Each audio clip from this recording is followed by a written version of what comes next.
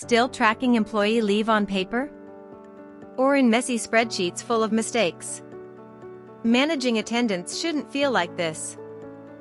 I used to spend hours every week fixing errors, chasing down leave requests, and calculating staffing levels manually.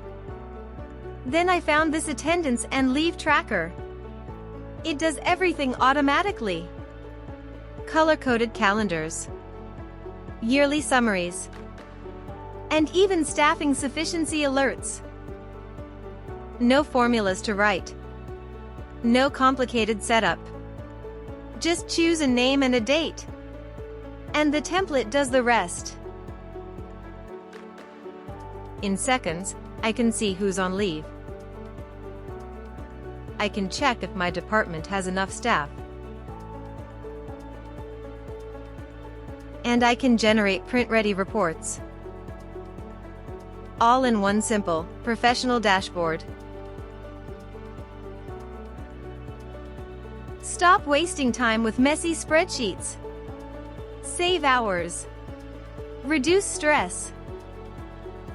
If you're tired of messy spreadsheets, grab this template now.